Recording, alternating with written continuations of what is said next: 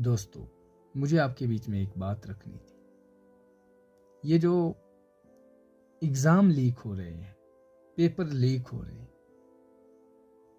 आपने कभी सोचा है क्या कि ये एक एग्ज़ाम के लीक होने के बाद जो उस एस्पिरेंट पे बीतती है वो कैसी बीतती होगी? आपने कभी सोचा होगा क्या? मैं 450 किलोमीटर दूर सेंटर में जाकर अपना एग्ज़ाम दे रहा हूँ, मुझे उस चीज़ से फ़र्क नहीं पड़ता। क्यों? क्योंकि मैंने उस सफ़र के लिए अपने 6 महीने, अपने 6 साल तय किए हैं। इसलिए मुझे वो सफ़र काफ़ी छोटा लगता है। मुझे फ़र्क नहीं पड़ता कि कितना दूर है, मैं बस घर से निकल पड़ता हूँ अपना पेन और एक जज्बात लिए।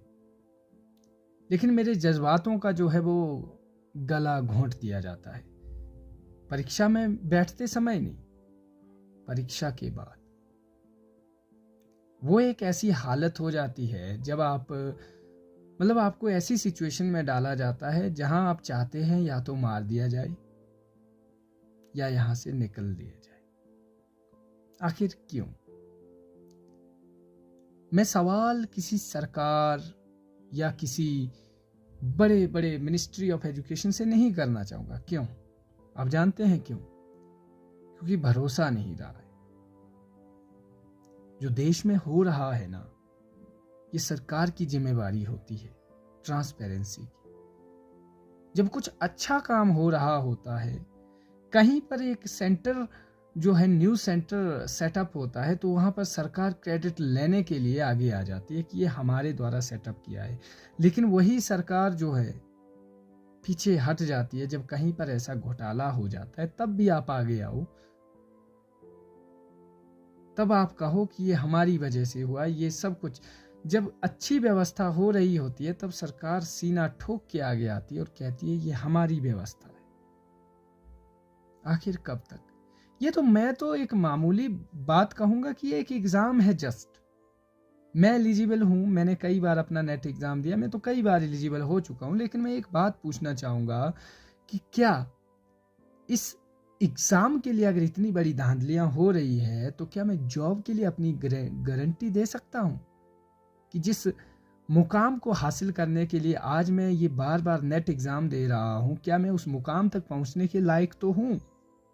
मुझे नहीं लगता मैं हूं। मेरे अंदर कैलिबर है, मैं पूरे 1000 बच्चों को एक कमरे में भी पढ़ा सकता हूं।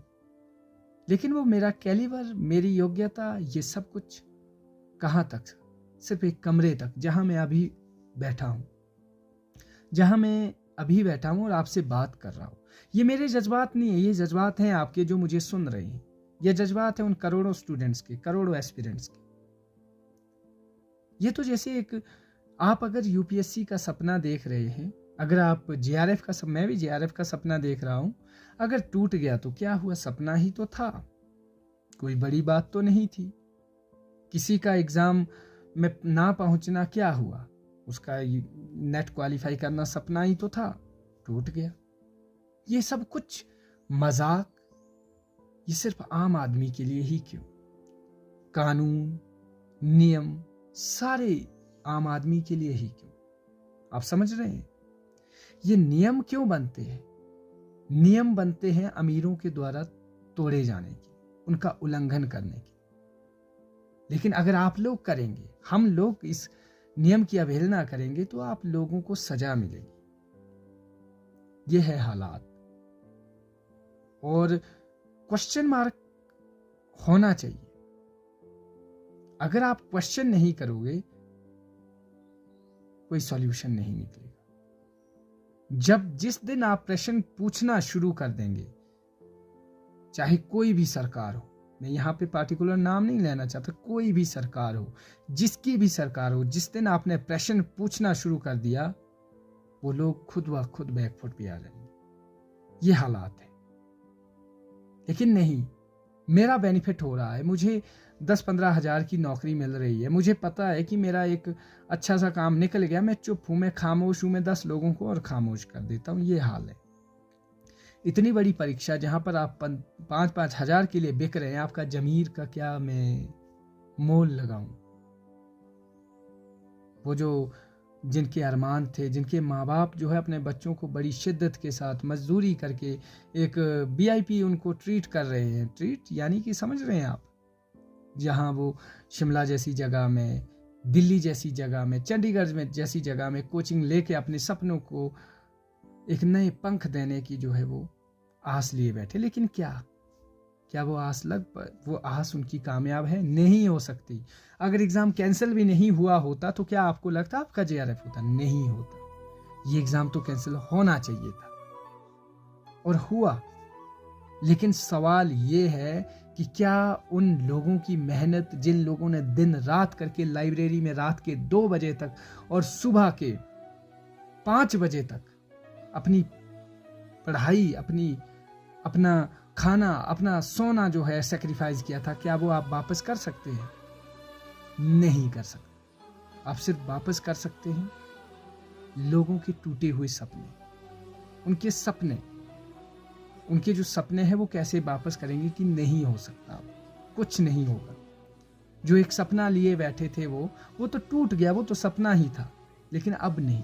लेकिन मैं फिर भी आप लोगों को एक उम्मीद के साथ, एक आश्वासन के साथ ये कहूँगा कि एक सपना टूट जाने से जिंदगी खत्म नहीं होती, ठीक है? कि कुछ सपनों के मर जाने से जीवन नहीं मरा करता। मैं यही कहूँगा कि एग्ज़ाम है, ऐसी धांधलियाँ होती रहेगी, और लेकिन चुप नहीं रहना है, बोलना है। अगर मेरा मकसद नहीं था बोलना यहाँ से, लेकिन मुझे ज़रूरी लगा, इसलिए मैंने कहा।